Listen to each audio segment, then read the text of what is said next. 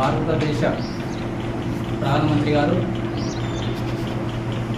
మొన్నటితో 12 సంవత్సరాలు పూర్తి చేసుకొని ఈ భారతదేశాన్ని పరిపాలన చేసిన వ్యక్తుల్లో అత్యధిక సంవత్సరాలు పరిపాలన చేసిన వ్యక్తిగా నరేంద్ర మోడీ గారు చరిత్ర సృష్టించారు. ఇంతకుముందు జవహర్లాల్ నెహ్రూ గారు కాంగ్రెస్ పార్టీ వారు ఏమంటున్నారంటే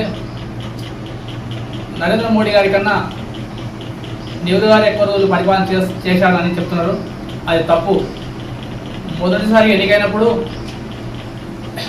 నెహ్రూ కన్నా వల్లభాయ్ పటేల్ గారికి ఓటింగ్ పెడితే వారికి 8 ఓట్లు, ఈయనకు 1 ఓటు రావడం జరిగింది.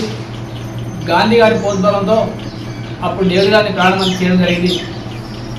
ప్రజలతో ఎన్నుకోబడలేదు కాబట్టి ఆ యొక్క పరిపాలన లెక్కించడానికి రాదు. ప్రజల ద్వారా ఎన్నుకోబడ్డ నరేంద్ర మోడీ గారు 4339 రోజులు పరిపాలన చేసి భారతదేశంలో రికార్డు సృష్టించారు.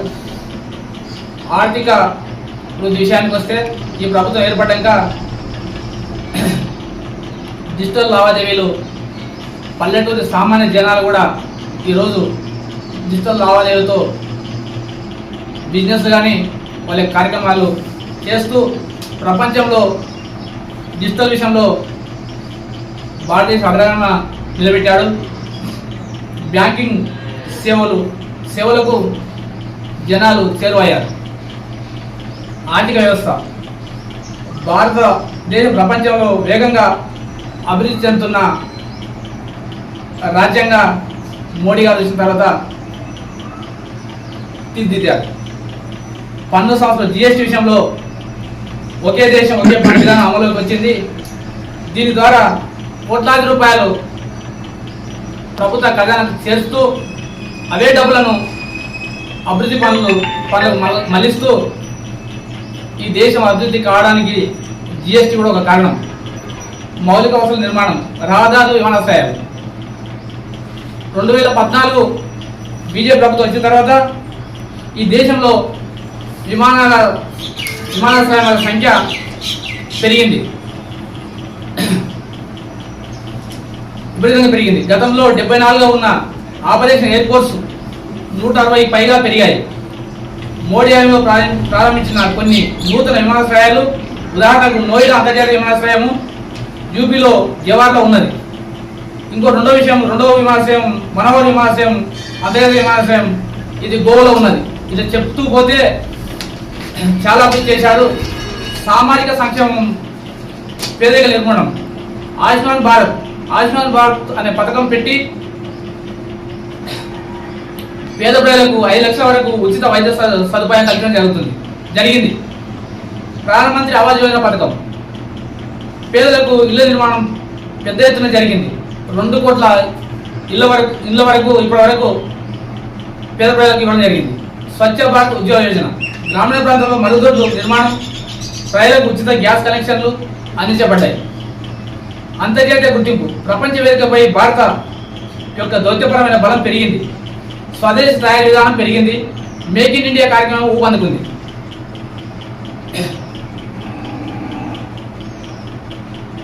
ఎక్కడ కూడా 1500 సంవత్సరాల రామాలయ నిర్మాణం కళ బీజేపీ ప్రభుత్వం తర్వాత నెరవేరింది.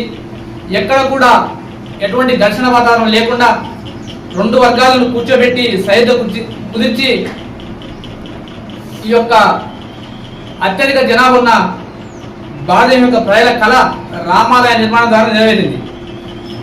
త్రిపుల్ తలాక్ విషయానికి వస్తే ముస్లిం మహిళల యొక్క అవమానాన్ని, వాళ్ళ యొక్క భౌగోళికత్వాన్ని రద్దు చేసి ముస్లిం మహిళలకు రక్షణగా నిలిచింది.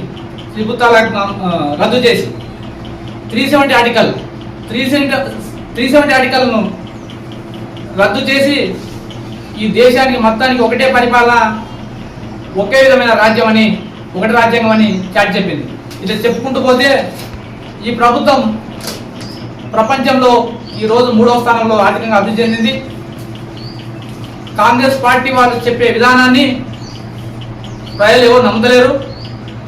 బీజేపీ ప్రభుత్వం వచ్చినాక నిజమైన అభివృద్ధి జరిగిందని చెప్పి 12 సంవత్సరాల పరిపాలనలో కేంద్ర ప్రభుత్వం రైల్వే మౌలిక వసతులు కల్పించడం జరిగింది. కొత్త రైల్వే విధానం దాదాపు దేశంలో చాలా రైల్వే లైన్లను నూతనంగా నిర్మించడం జరిగింది. నూతన రైల్వే స్టేషన్లను 1000 కోట్లు మంజూరు చేసి కొత్త రైల్వే స్టేషన్ నిర్మించడం జరిగింది. పేదలకు ఉచిత రేషన్ దాదాపు కరోనా టైం నుంచి ఇప్పటి వరకు 6-7 సంవత్సరాలకి వెళ్ళి ఉచిత రేషన్ పేద ప్రజలకు ఇవ్వడం జరుగుతుంది. మరుగుదొడ్లు, పేదలకు మరుగుదొడ్లు, రహదారుల నిర్మాణం, గ్రామీణ ప్రాంతాల్లో ప్రతి గ్రామ పంచాయతీకి కేంద్ర నిధులు ఇస్తూ ఈ గ్రామాల అభివృద్ధికి ఈరోజు నరేంద్ర మోడీ గారి ప్రభుత్వం తోడ్పడుతుంది. గ్రామాల అభివృద్ధి దేశ అభివృద్ధి అనే లక్ష్యంతో ఈరోజు బీజేపీ ప్రభుత్వం నడుస్తుంది. ఈ దేశం ఇంకా సర్వతోముఖ అభివృద్ధి చెందాలంటే ఇంకో 20 సంవత్సరాలు భారతీయ జనతా పార్టీ అధికారంలో ఉంటే ప్రపంచంలో నెంబర్ 1గా ఎదుగుతామని ప్రతి భారతీయ పౌరుడు, ఈ దేశంలో ప్రతి వ్యక్తి విశ్వసిస్తూ ఉన్నారు.